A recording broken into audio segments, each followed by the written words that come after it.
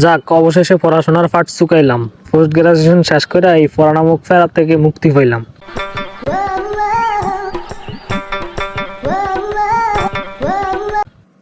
পড়াশোনার ফেরার থেকে না হয় মুক্তি পাইলাম, কিন্তু এখন কি করব? এখন তো প্রফেশনালি বেকার হয়ে পড়লাম। এখন তো কিছু একটা করা লাগবে।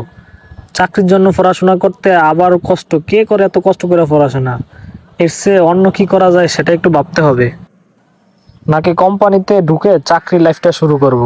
কিন্তু কোম্পানিতে তো ফেরা সেই হুকুমের দালাল, শুধু হুকুম দিবে এটা করো ওইটা করো, এগুলো তো ভাল লাগে না। এর চেয়ে অন্য কিছু করা উচিত। একটা কাজ করলে কেমন হয়? সবকিছু বাদ দিয়া কন্টেন্ট ক্রিয়েটর হয়ে যাই। ফ্রি কাজ করব, মন মতো কাজ করব, হুকুম দেওয়ার কেউ থাকবে না। আর এখানে যদি আমি সফল হইতে পারি তাহলে আর পিছুটান থাকবে না, আর পিছনে ফিরে তাকাতেও হবে না। অনেকগুলি লোককেও কাজ দিতে পারবো, সেটাই করি। আর ভেবেচিন্তে লাভ নেই। ইয়েস, কন্টেন্ট ক্রিয়েটর হওয়ারই চেষ্টা শুরু করলাম। আল্লাহ, তুমি আমার সাহায্য করো। কি খবর বাবা সফি? কেমন আছো? কি অবস্থা তোমার? কি করতেছো? আঙ্কেল, আলহামদুলিল্লাহ আছি ভালোই। কিছু করি না আঙ্কেল, বসে আছি। তো শুনলাম তোমার নাকি পড়াশোনা শেষ, পোস্ট গ্রাজুয়েশন কমপ্লিট করছো, তো এখন কি করতেছো? কি করো এখন? কি চিন্তা ভাবনা করলি? জি আঙ্কেল, পড়াশোনা তো শেষ। এখন চিন্তা করতেছি কন্টেন্ট ক্রিয়েটর হব। ভিডিও নিয়ে কাজ করব, বিভিন্ন চ্যানেল নিয়ে কাজ করব, সেটা ভাবতেছি। আরে মিয়া, বলো কি? একজন শিক্ষিত মানুষ হয়ে ভিডিও নিয়ে কাজ করবা, ভিডিও বানাইবা, অনলাইনে কাজ করবা, এটা কি মানা যায়?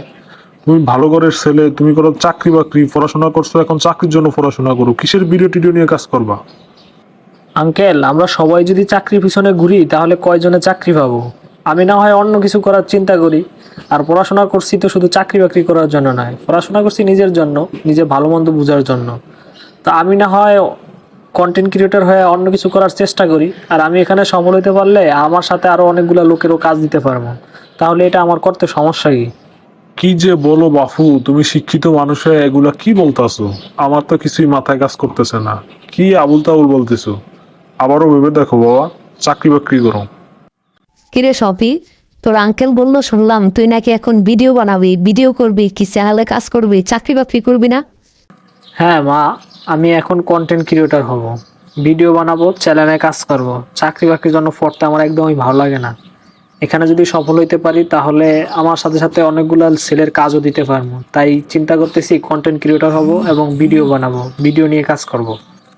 আরে বেটা, তুই এগুলি কি বলতাছস? তোর কি মাথা টাথা গেছে নাকি? তুই পড়াশোনা শেষ করছিস, এখন চাকরি বাকরি করবি, তুই কিসের ভিডিও বানাবি? তোর মাথা কি পাগল হয়ে গেল নাকি? শোনো মা, তোমরা শিক্ষিত ফ্যামিলি হয়ে এভাবে কথা বলতেছো, এটা তো একদমই মানা যায় না। আমি তো খারাপ কিছু করতেছি না। সবাই যদি চাকরি পিছনে ঘুরে কয়জনে চাকরি পাবে? আর আমি আমার মুক্ত পেশায় যাচ্ছি, এটা তো খারাপ কিছুতে যাচ্ছি না। এখানে সফল হইতে পারি কিনা দেখো, আমার কিছুদিন চাপড় দাও। তোমরা এভাবে কথা বলতেছো কেন? বাপু, আমি এত কথা বুঝি না। তো বাপে বলছে পড়াশোনা শেষ করছো, চাকরি বাকরির জন্য ট্রাই করতে, এসব আবুল তাবুল কাজ করতে একদমই না বলছে।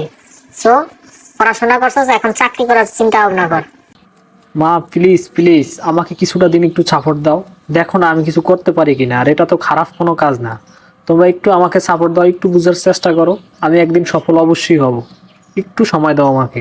আমাদের গল্পগুলো যদি আপনাদের কাছে ভালো লেগে থাকে তাহলে অবশ্যই কমেন্ট করে জানাবেন, এবং আমাদের পেজটাকে একটা ফলো দিয়ে দিবেন এবং ইউটিউব চ্যানেলটাকে একটা সাবস্ক্রাইব করে দিবেন।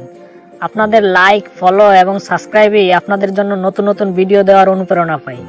সকলের জন্য ভালোবাসা, অবিরাম।